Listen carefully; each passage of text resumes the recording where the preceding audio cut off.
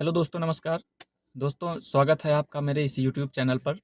और आज आपके लिए लेके आया हूँ मैं एक बहुत ही बेहतरीन वीडियो, बहुत ही इम्पोर्टेंट टॉपिक पर। दोस्तों, हम में से हर किसी के जीवन का एक सपना होता है अपनी पहली कार खरीदने का। और हम सब लोग बहुत एक्साइटेड होते हैं पहली कार खरीदते वक्त। लेकिन उस एक्साइटमेंट में हम कुछ ऐसी कॉमन गलतियाँ कर देते हैं जिसको लेकर हमें बाद में बहुत पछतावा भी होता है, हमारे पैसे भी बर्बाद हो जाते हैं और सालों साल हमको एक ऐसी कार ढोनी पड़ती है जो हमें सुख देती, लेकिन बदले में हमें दुःख मिलता है। तो मैं कुछ ऐसी कॉमन मिस्टेक जो न्यू कार बायर करते हैं, उसके बारे में इस वीडियो में बताऊंगा, जो कि आपको नहीं करना है अगर आप अपनी पहली कार लेने जा रहे हैं। और इन चीज़ों को ध्यान में रखेंगे तो आपका पहली कार खरीदने का जो सपना है, वो बहुत ही शानदार होगा। तो दोस्तों, हम में से हर एक न्यू कार बायर जो अपनी पहली कार खरीदने जाता है, तो सबसे पहली चीज़ होती है वो एक बजट बनाता है। और बजट हमेशा वो कार के ऑन रोड प्राइस के हिसाब से बनाता है कि कार हमको जो खरीदनी है उसका कितना प्राइस है, उसके हिसाब से हमको कितनी ईएमआई देनी है। लेकिन यहाँ पर एक बहुत बड़ी मिस्टेक हो जाती है। हमें कार खरीदने के बजट के साथ में कार के रनिंग का भी एक बजट बनाना चाहिए, क्योंकि कार की ईएमआई के साथ जैसे ही आपके घर कार आती है, आपके कई हिडन जो कॉस्ट हैं वो बढ़ जाते हैं। जैसे कि आपका पेट्रोल का खर्चा हो गया, गाड़ी के इंश्योरेंस का खर्चा हो गया और आपके मेंटेनेंस का खर्चा हो गया। तो ये छोटे-छोटे खर्चे जो हैं मिलके आपके ईएमआई से ज़्यादा बड़े खर्चे हो जाते हैं। और आपको फिर बाद में, क्योंकि आप बजट बनाकर चलते नहीं, तो ये तकलीफ़ देते हैं। सपोज़ करिए, मैं एक एग्ज़ाम्पल से समझाता हूँ। अगर कोई व्यक्ति 8 लाख रुपए की कार खरीद रहा है, तो वो 2 लाख रुपया जाएगा जमा कर दिया उसने, 6 लाख रुपए का उसने लोन करवा लिया। अब सपोज़ कीजिए कि उसकी 12,000 रुपए की 5 साल की ईएमआई बंध गई। तो वो जब नई कार खरीदने जाता है कोई भी व्यक्ति, तो वो यही मान के जाता है कि हाँ, 12,000 हमको महीने में देने हैं और कार का आनंद लेना है। पर सच्चाई ये नहीं है। अभी तक मान लीजिए आप बाइक से चल रहे थे, या जो नया कार बायर है अभी तक वो बाइक से चल रहा था, उसका महीने का खर्चा 3,000 था। अब उसने कार जब ली तो उसके पेट्रोल का खर्चा हो गया 9,000। अगर वो एक मतलब 1,000 किलोमीटर के आसपास भी चलाता तो 6-7 हज़ार रुपये का उसका पेट्रोल हो गया। साथ में अगर 8 लाख रुपए की उसने कार ले रखी है, तो मोटा-मोटा 20-25 हज़ार रुपए का उसका साल का इंश्योरेंस हो गया, जो कि 2,000 रुपए महीने के हिसाब से हो गया। अगर वो साल में एक बार भी सर्विस करवाता है, तो 10,000 रुपए की उसकी सर्विस कॉस्ट हो गई, 1,000 रुपए के आसपास मंथली ये। तो अगर आप देखें तो 12,000 रुपए आपके ईएमआई के हो गए, आपके 6,000 रुपए पेट्रोल के हो गए, 2,000 रुपए आपका इंश्योरेंस का हो गया, 1,000 रुपए आपका मेंटेनेंस का हो गया। तो इस हिसाब से आपका जो बजट 12,000 आप लेके चल रहे थे, वो लगभग में 20,000 के आसपास पहुँच गया। तो इसलिए हमेशा आप 2 बजट बजट बना के चलें। कार आप खरीदने के साथ-साथ में कार को चलाने का एक बजट लेके चलेंगे, तो फिर आपको कभी कार को रन करने में कोई प्रॉब्लम नहीं आएगी और आप अपनी कार का अच्छा आनंद भी ले पाएँगे। तो सबसे पहले कॉमन मिस्टेक हमको ये नहीं करनी है, हमें कार खरीदने के साथ-साथ में कार के रनिंग का भी एक बजट लेके चलना है। तो ये हमारा पहला पॉइंट हो गया। अब चलते हैं हम दूसरे पॉइंट पे। जब भी कोई नया कार बायर कार खरीदने जाता है, तो सबसे पहले वो कार के लुक को देखता है, या कंपनी के नाम से वो कार खरीदता है। तो हमें कंपनी या कार के लुक्स पे ज़्यादा फोकस ना करके कार की खूबियों पे ध्यान दें। एक कार में क्या-क्या खूबियाँ होनी चाहिए? तो सबसे पहले तो उसका एक अच्छा माइलेज होना चाहिए। अगर गाड़ी अच्छा माइलेज देगी, तो आपकी पॉकेट पे वो भारी नहीं पड़ेगी, आप उसको हमेशा चला पाएँगे, ज़्यादा बिना सोचे से। क्योंकि अगर गाड़ी माइलेज कम देगी, तो फिर आपको गाड़ी चलाने में बार-बार सोचना पड़ेगा कि कहीं जाना है तो कार से जाएँ या बाइक से जाएँ या कैसे जाएँ, क्योंकि बहुत ज़्यादा खर्चा आएगा। तो माइलेज अच्छा होना चाहिए। दूसरी चीज़, सेफ्टी रेटिंग। आपको उसकी बिल्ड क्वालिटी को भी देखना है, क्योंकि अगर एक कार की सेफ्टी रेटिंग अच्छी है, उसमें एबीएस होना चाहिए, ईबीडी होना चाहिए और एयरबैग होने चाहिए, और साथ-साथ में उसमें बिल्ड क्वालिटी भी अच्छी होनी चाहिए कि भगवान ना करे आपके साथ कभी कोई दुर्घटना हो, तो सिर्फ़ आपको माइलेज ही ना मिले, आप सुरक्षित भी रहें। तो आप माइलेज देखिए, दूसरी खूबी गाड़ी की सेफ्टी रेटिंग देख के खरीदिए, उसके रिव्यू देखिए। जो गाड़ी अभी इस समय बहुत अच्छी-अच्छी गाड़ियाँ आ रही हैं जिनकी सेफ्टी रेटिंग बहुत अच्छी है, तो आप उनको प्रेफ़र कीजिए।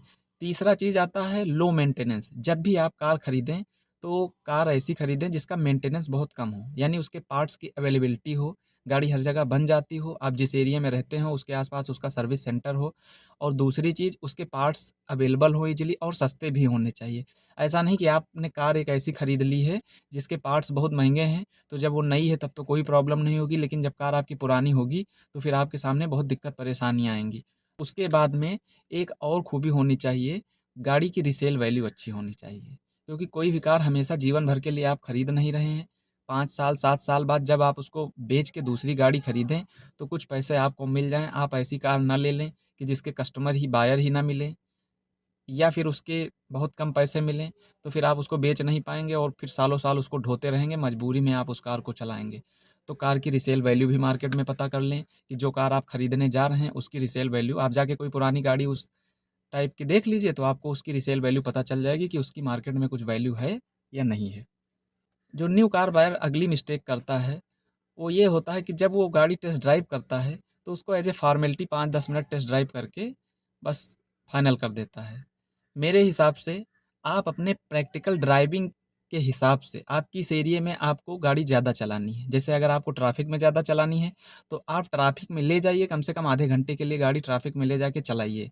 उसकी स्टीयरिंग फ़ील कीजिए, उसके गियर शिफ्टिंग को देखिए, जो कार आप लेके जा रहे हैं उसमें गियर शिफ्ट करने में बार-बार, क्योंकि ट्रैफ़िक में गियर शिफ्टिंग बार-बार करनी पड़ती है।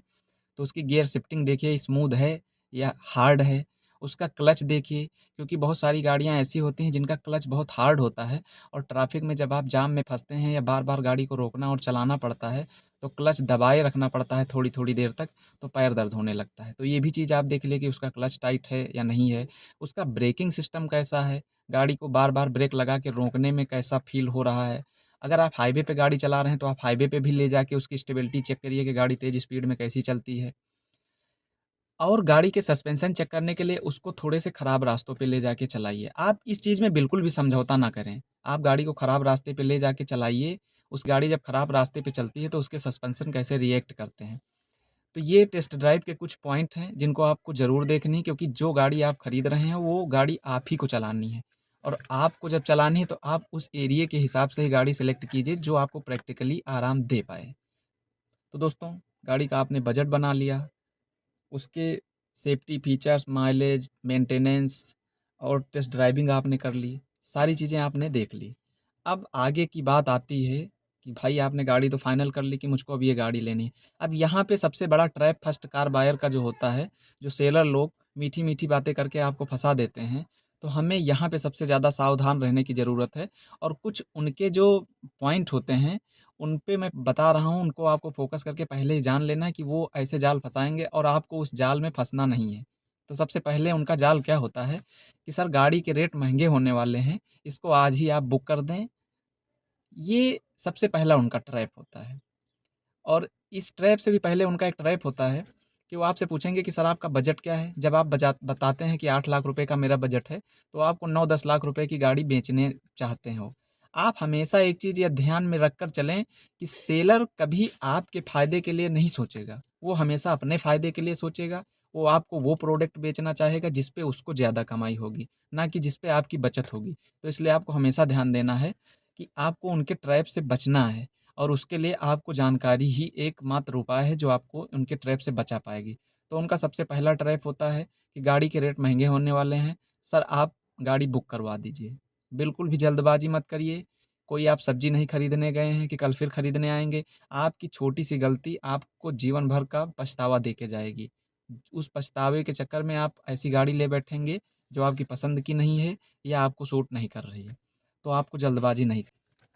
अब दूसरा जो एक तो अब दूसरी जो उनका सबसे बड़ा ट्रैप, दूसरा ट्रैप नंबर 2 जो होता है, तो वो गाड़ी की कीमत को कम करके बता देते हैं कि सर आपकी गाड़ी की कीमत इतनी है, और बाद में हिडन कास्ट के नाम से वो बाद में पैसे आपसे ऐंठ लेते हैं।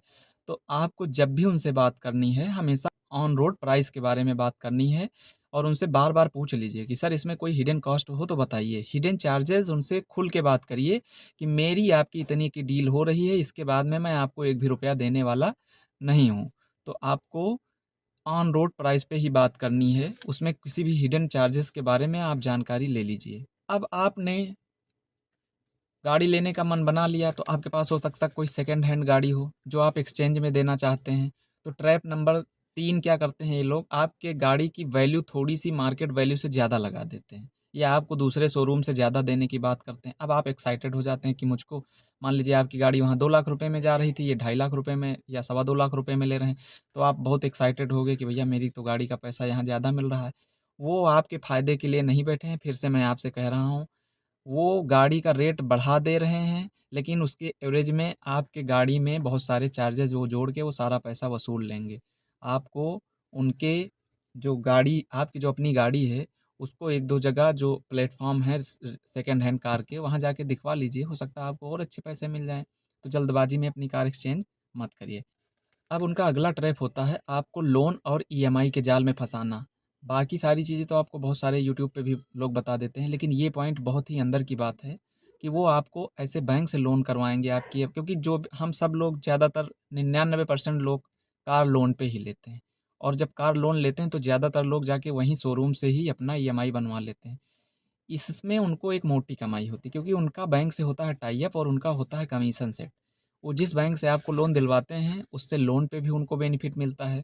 तो आप उनसे लोन के बारे में जानकारी ले लीजिए कि जो इंटरेस्ट रेट है लोन पे, वो कितने परसेंट का इंटरेस्ट चार्ज करने वाला है बैंक। और फिर आप पर्सनली कई बैंकों में जाके अपने कार लोन का इंटरेस्ट पता करिए, सब कंपेयर करिए, आपको जहाँ से लोन सस्ता मिले आप वहाँ से लीजिए। इसमें कोई दिक्कत परेशानी की बात नहीं है। आप लोन अपने हिसाब से सेलेक्ट करिए, जहाँ भी आपको अच्छा लगे, आप वहाँ से लीजिए, उनके ट्रैप में ना आएँ, उनके कहने से आप लोन ना लें। और इसमें कोई परेशानी नहीं, आप किसी भी बैंक से लोन ले सकते हैं। अब आपने गाड़ी सब कुछ फाइनल कर ली, आपने लोन की बात कर ली, गाड़ी फाइनल कर ली, कौन सा मॉडल, कौन सा क्या लेना है, ये सारी चीज़ें आपकी फाइनल हो गई। अब बात आती है पेपर वर्क की। अब जब आप पेपर साइन कर रहे हैं, तो आप किसी भी बात पे उनकी आँख मूंद के भरोसा मत करिए। सारे पेपर्स को अच्छे से पढ़िए साइन करने से पहले। अगर कोई चीज़ आपको समझ में नहीं आ रही है, तो आप उनसे पूछिए। आप उनसे पूछिए कि इस चीज़ को हमको समझाइए कि ये क्या कंडीशन लिखी है। क्योंकि कोई एक दिन की बात नहीं है, कोई ऐसा साइन मत कर दीजिए कि जिससे बाद में आपको पछताना पड़े। तो आप अच्छे से जानकारी लेके ही साइन करें। तो दोस्तों, कार खरीदना एक बहुत बड़ा फैसला है और इसको आप जल्दबाजी में किसी के दबाव में ना करें। बहुत ही समझदारी के साथ आप हर एक चीज़ को देखें, जाँचें, परखें। आप यूट्यूब पे और वीडियो देख लीजिए। अपने साथी जो आपके यहाँ कोई जानकार साथी हो, आप उसको साथ ले जा सकते हैं और खूब अच्छी तरीके से छान-बीन करके ही अपनी गाड़ी खरीदिए। क्योंकि ये जो आपकी सपनों की कार है, अगर सही आपने सेलेक्ट किया तो आपको वो खुशी देगी, और अगर आपसे गलती हो गई सेलेक्ट करने में तो आपको तकलीफ़ देगी। तो इसलिए बहुत समझदारी के साथ काम करें। और अगर वीडियो आपको इन्फॉर्मेटिव लगा हो, तो वीडियो को लाइक कीजिए, अपने दोस्तों को शेयर कीजिए, ताकि वो भी ये फर्स्ट ट्रैप से बच सकें जो कार सेलर्स के ट्रैप में लोग फँस जाते हैं। और इस चैनल को सब्सक्राइब करके जाइए, ताकि मैं जब नेक्स्ट वीडियो अपलोड करूँ तो आप तक वो पहुँच सके। अपना ख़्याल रखिए।